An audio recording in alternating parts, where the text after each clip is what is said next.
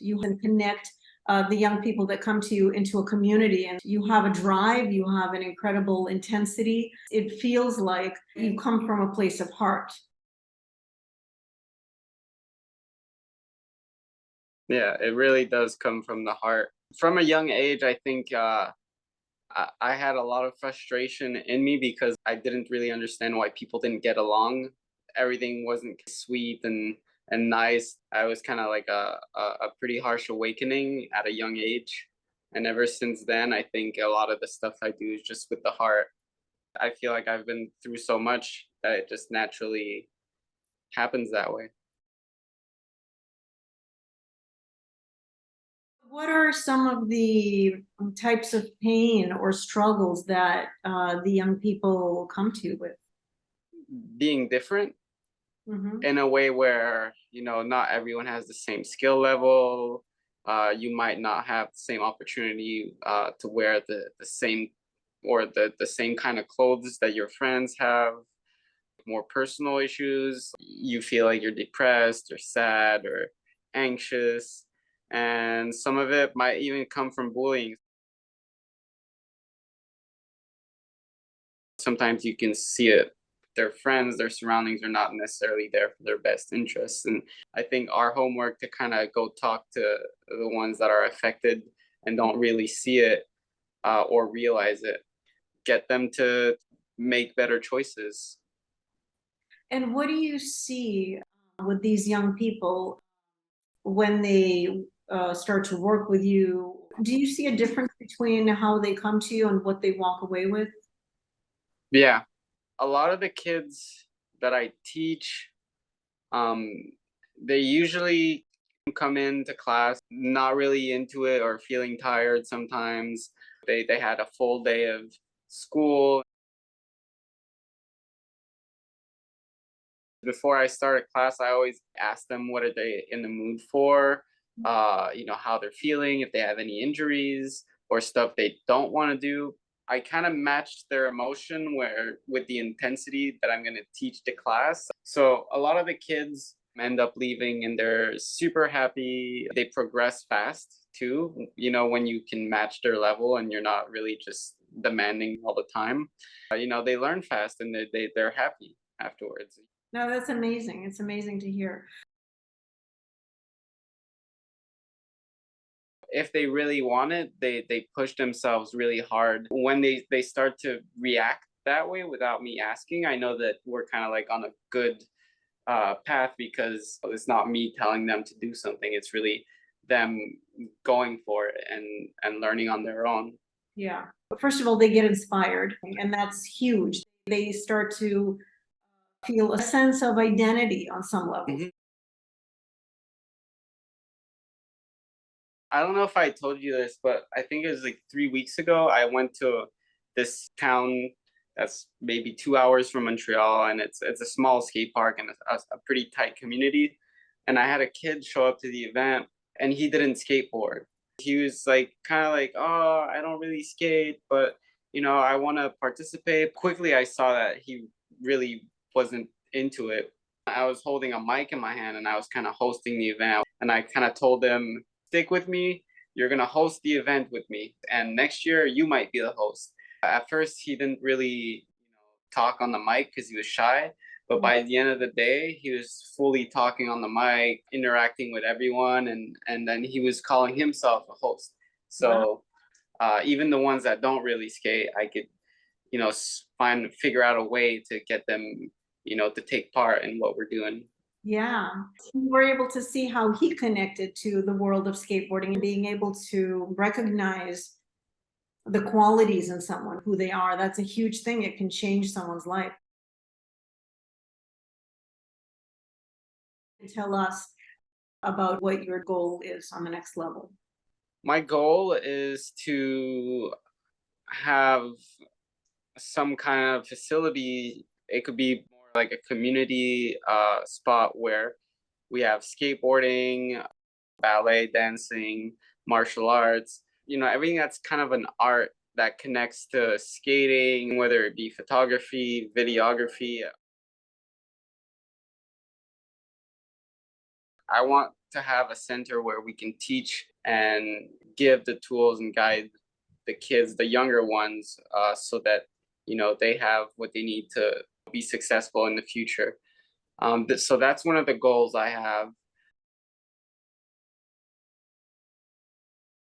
For a dream, I would say that I would like to have this replicated in different ways in different parts of the world, because a lot of stuff is changing nowadays, and skateboarding is being discovered. There's so much to be taught.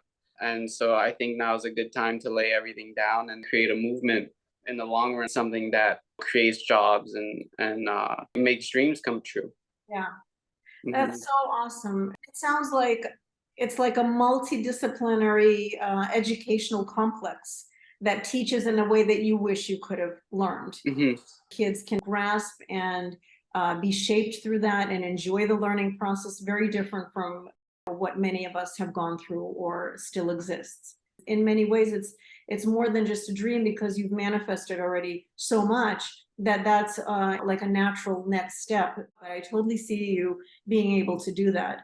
You're literally shaping, lives. You're literally opening the doorway for so many young people to be able to not lose themselves and to have a light that many of us don't see right now.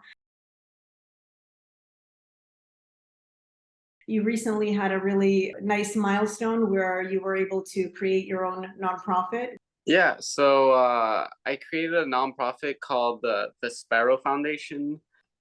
I guess I was working on an event, like a skateboarding event that I wanted to host, and it kept being pushed back because of COVID.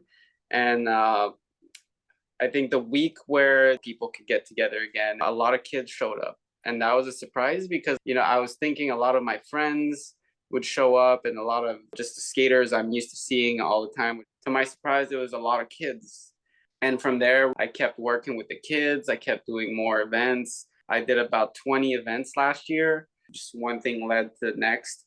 And I started a foundation where I can get more people involved, and we can give back in a bigger way. And that's how it happened.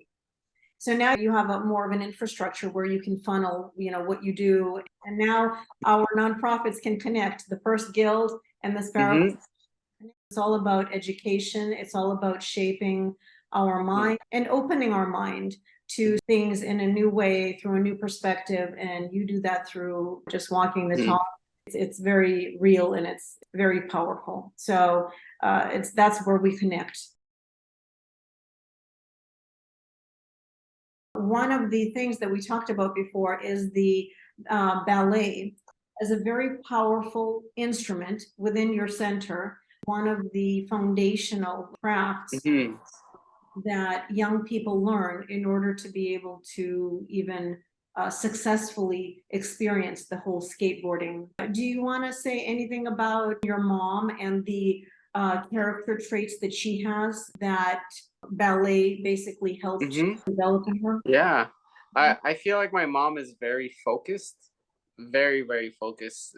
It's very hard to explain what goes through the mind of a dancer, but you just feel the intensity. And I think a lot that she has came from, her earlier years of dancing, when she was doing a lot of the ballet, learning the basics, the fundamentals, the perseverance, the endurance, all comes from somewhere.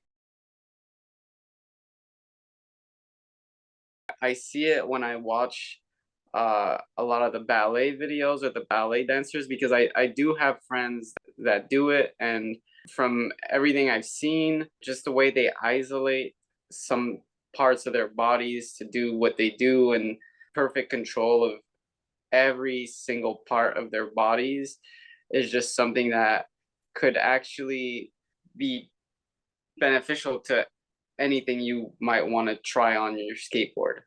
Just watching what ballet dancers do, sometimes I'm like, oh, well, that move he was doing right there, like that's what I need to be doing to open up my hips to reach that proper angle when I kick off my board. So all the training that you see a ballet dancer go through to really be in full control of their body is actually what you would need to have skateboarding become easier for you.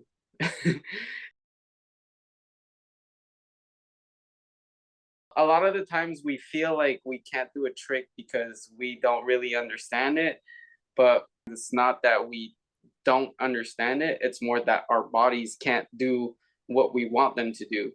And for that, you need specific training and you need to be able to reach different angles with the way you use your body. Several of the characteristics that you talk about when you think about what your mom has with the ballet training that she had: focus, discipline, and perseverance. You could even say gave her the backbone to succeed in life. You know, there's an interesting thing that I hear a lot when young people take ballet classes. They talk about how at first it's so boring, repetitive, and they don't understand. Accomplished ballet dancers, they say how after a little while they actually got addicted, so addicted they couldn't even think of doing anything else. Mind and your body doesn't get right away what this is. Yeah. When it starts to feel it, it can't live without it anymore. It's a very interesting phenomenon. The way that we see ballet and our perception of ballet, which is not just some kind of an entertaining venue, it's literally an instrument where we can evolve ourselves, evolve our mind and body to become more awake, more aware, and more conscious. It comes back to what you were saying, that when young people actually want to do things on the skateboard and they can't, that's something that ballet could develop. Mm-hmm. Exactly. Yeah. It's all in the mind state. I believe the younger kids being thrown into a ballet class, they might not want to be there, but they're gonna benefit greatly from this. If I have kids, I'm gonna definitely put them in a ballet class for sure. It's always nice to, open up and get the energy flowing like this. It's great. Yeah. Yeah.